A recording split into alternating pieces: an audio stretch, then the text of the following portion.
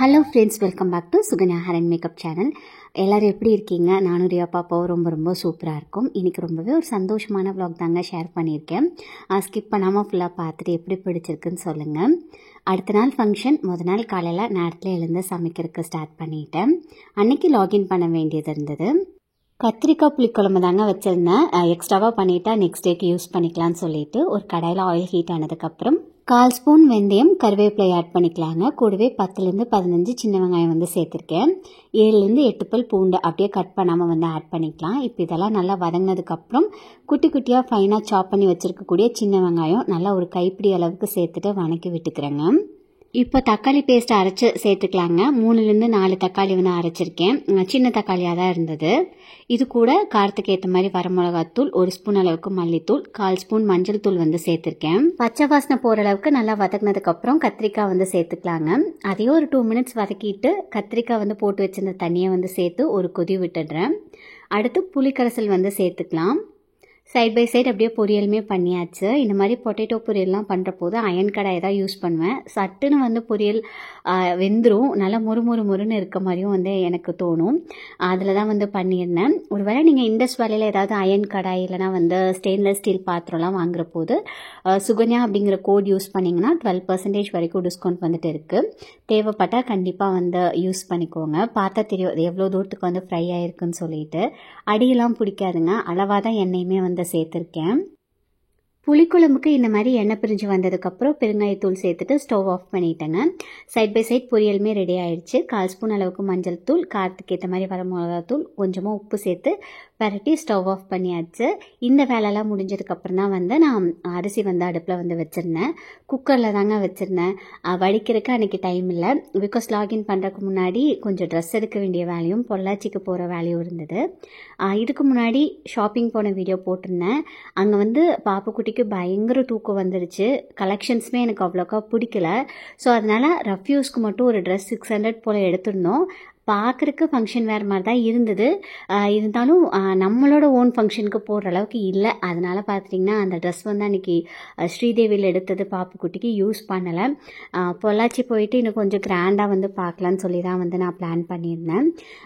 சமைச்சு முடிச்சுட்டு ரெஃப்ரெஷ் ஆகிட்டு கிளம்பியாச்சு. ஸோ பொள்ளாச்சி போயிட்டு வந்து லாகின் பண்ணலாம் அப்படிங்கிறது தான் என்னோட வந்து பிளானாக இருந்தது. ஒரு சிலர் ஒர்க் ஃப்ரம் ஹோமான்னு கேட்குறீங்க. இல்லைங்க, ஆஃபீஸ்க்கு வர சொல்லி கிட்டத்தட்ட 2 மாதம் போலாச்சு.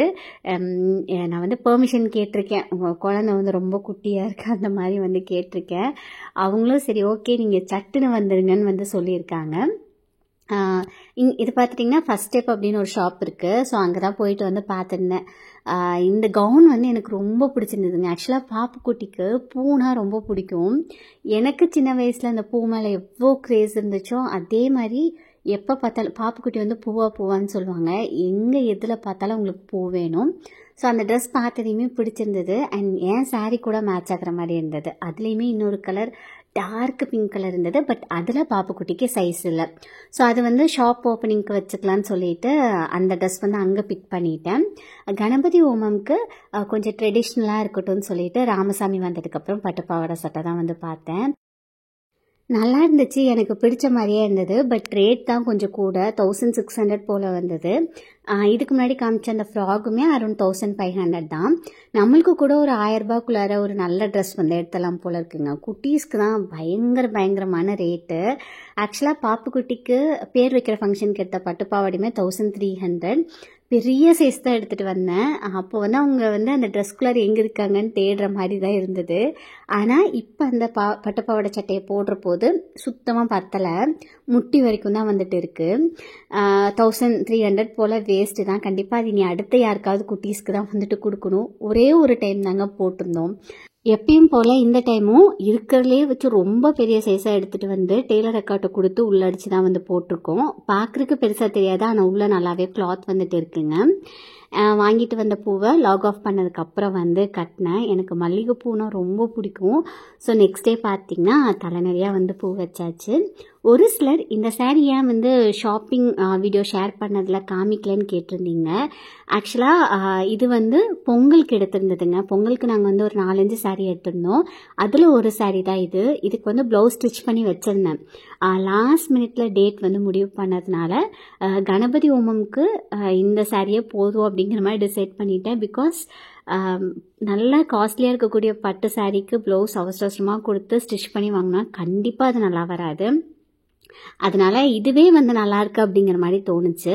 அதனால நான் வந்து இந்த சாரியை வியர் பண்ணிட்டேன். இதோட ப்ரைஸ் பார்த்தீங்கன்னா 1200 தான்.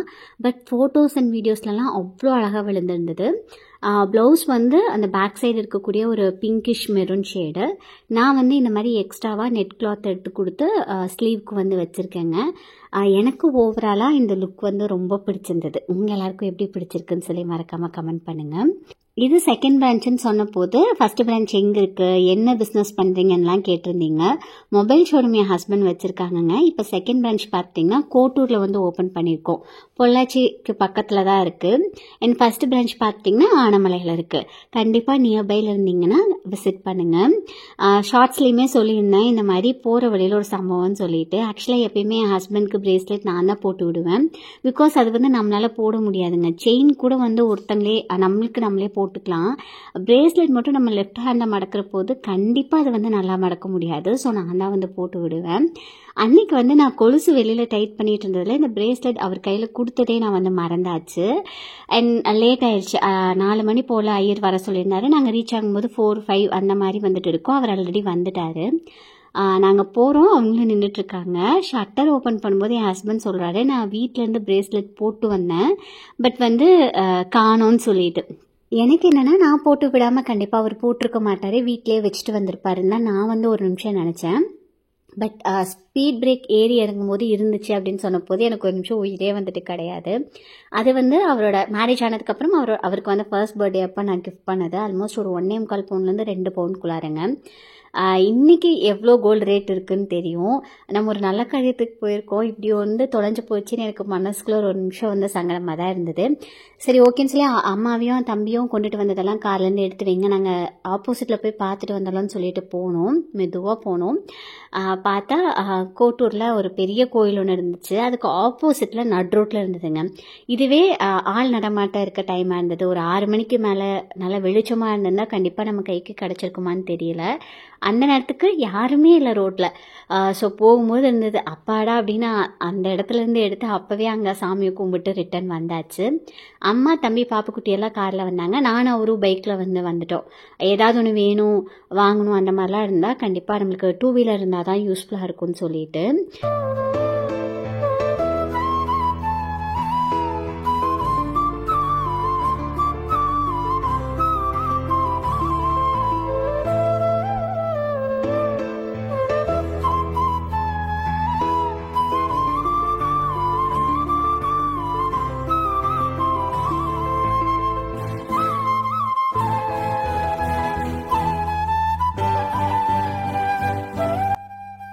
ஒரு நிமிஷம் நான் அப்செட் ஆனதை பார்த்துட்டு அதுக்கப்புறம் அம்மா சொன்னாங்க, அதுதான் தொலைஞ்சது கிடச்சிருச்சல விடு, இது வந்து ஒரு திருஷ்டி பட்ட மாதிரி, ஒரு நிமிஷம் நீ ஷாக் ஆகிட்டல, அதை வந்து சரியாக போயிடும்னு சொல்லி அதுக்கப்புறம் வந்து அப்படியே அதுக்கப்புறம் தான் வந்து நான் நார்மலாகிட்டு அடுத்தடுத்த வேலைகளை பார்க்குறதுக்கு வந்து ஸ்டார்ட் பண்ணேன்.